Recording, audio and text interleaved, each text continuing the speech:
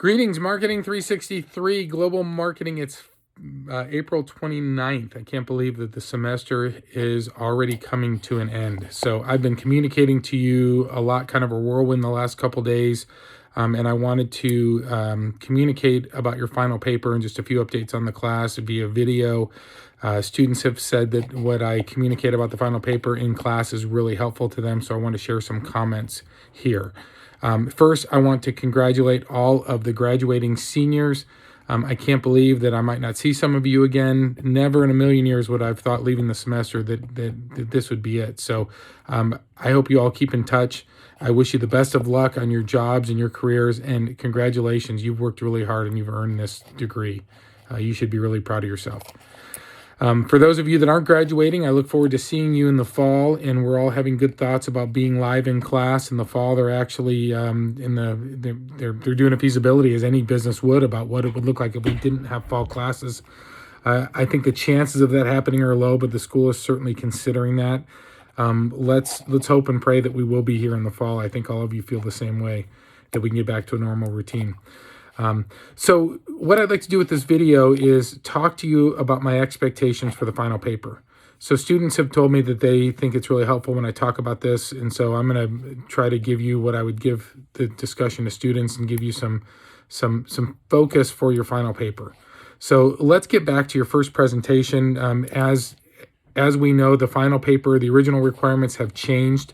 So instead of a market assessment presentation 1, marketing plan presentation 2, and then putting them both together to do a full marketing plan with market assessment, I'm only requiring the market assessment portion. So obviously the points have gone from 50 to 100, the number of pages 20 to 25 to 10 to 12. Okay, you are welcome to use APA formatting.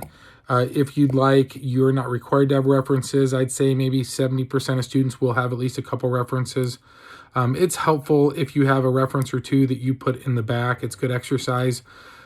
Use APA guidelines. There are numerous APA guidelines. Just pick one that works and be consistent. Okay, that's the best advice I can give you. That's a citation in the paper, then an appendix with your citations on there. Whether you take your tables and you put them in the back of the paper in the appendix, or if you put them directly in the paper, I would say depends. If you have a lot of tables and you're throwing in a lot of, you're kind of throwing in everything in tables and things like that, just to fill in your paper, that would be better to be in the appendix. So I do hope that you have tables to communicate, and I'll explain that in a little bit. So again, 10 to 12 pages. This is the written portion of your first presentation, right? And so you've given the first presentation, and generally in business, you may be asked to give a lot of presentations. Like, give me a summary of what you think of this. I'm part of a company, and I'm on the management team, and we've been asked to explore different regions. So I've assigned you and your group to explore this region along with other teams. Now I'm coming back to you saying, we're interested in what you talked about in your first presentation. Will you give us a written report now? Okay, so if we've spent the time doing this correctly, as I mentioned in the first presentation, if you've set the format correctly, you've done the outline of what you're going to say, your report is written, and you're just going to fill in the blanks now. Okay, if you didn't do as great as you wanted to on the first report, on the first presentation, this is your chance to update it. I urge you to go back and get your outline done first, and then start filling in the blanks. Here's what I mean about filling in the blanks, and this should be the majority of your paper. So 10 to 12 pages on only a couple topics. How do I write about that much? Well, specifically, let's talk about political risk. I've jumped on you a lot about political risk and defining it. Your section would be under political and legal systems. You would say the heading would say political risk. First thing you do is define political risk. You talk about political risk in general. This may fill up 3/4 of a page. Political risk, companies are concerned about political risk for these reasons. This is how political risk is measured. This is what's important about it. And then in the bottom part, it might be a section, say, for our region, political risk is high or low, and here's how we need to address it. right? You do the same thing for culture. First, on culture, you say, here's why culture is important. Culture is a learned way of doing things, passed on, et cetera, et cetera. There are many ways to measure culture. One way that businesses use is by Gert Hofstede, and he's created this cultural assessment. This cultural assessment has 6 different areas. We focus on these 4 areas. You explain each one of the areas, and now pretty soon you're at 2 to 3 pages on culture alone before you've even talked about your specific findings.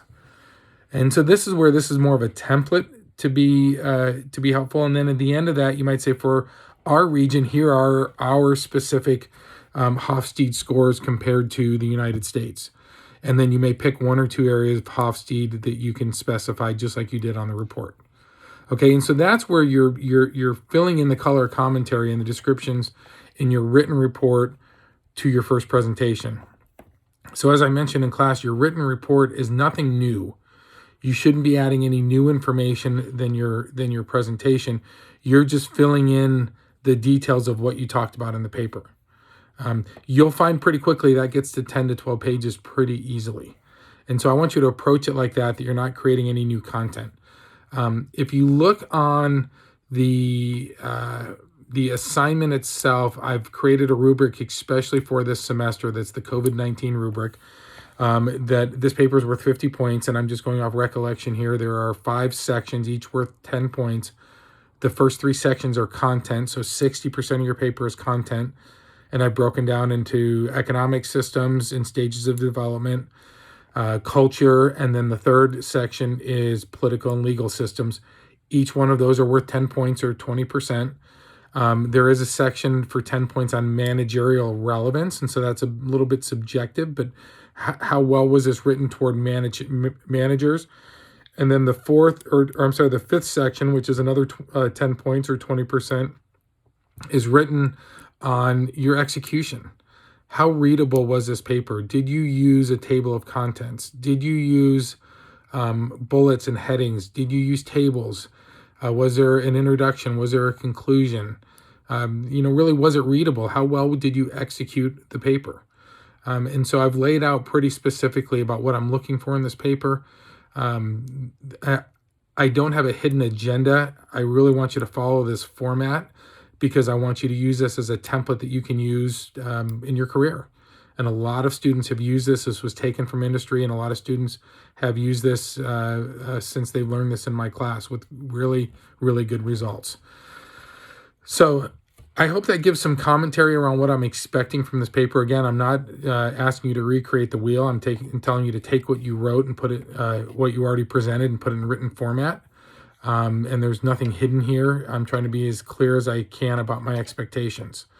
Hopefully this shouldn't be a lot of new work for you unless you felt like you didn't do a good job on your first presentation. Then it will be a little more work. But spend that time getting your outline, again, as I said, done well, because once you put your outline out, I think writing it will be a lot easier. So the other thing I'd like to comment on as far as your group project, this is a group project. And I know some of you have come to me throughout the semester. You've struggled a little bit with your groups. Remember, there is a survey that is taken at the end of the class that'll be due, I think it's right at the time this paper is due or the day after, that will ask you to rate your team members. This is confidential. So it's not anonymous to me because I know who wrote it, but I will never share who wrote what about other team members. Your score could be reduced if you did not participate well with the team. It will ask several questions. Did they show up to meetings? Were they helpful, etc.? The best thing I can say is I'm hoping that the teams will say, hey, we all participated somewhat equally. I'm not looking to parse whether somebody got a 97 or a 96. It's pretty clear that one team member usually is rated by all the other team members as, hey, this person really didn't do much.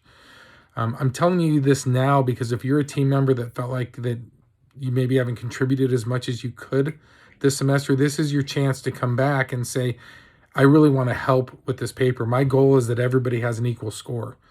Maybe one group out of the class, possibly 2, might have one person in their group that has their score reduced because they didn't participate well. And it may be reduced by a few points. So I don't want to hurt the entire group, but it's usually pretty clear. This is your chance if you're one of those team members that hasn't contributed as much to make sure you contribute before the surveys are put out there. Okay, and so you'll have the final paper due and then a survey directly after about your contribution of team members. Let's see, I think I covered most of this. I was trying to keep it under 10 minutes. I just went a little bit over. So hopefully this helps. I tried to put into this discussion what I talk about to people in class.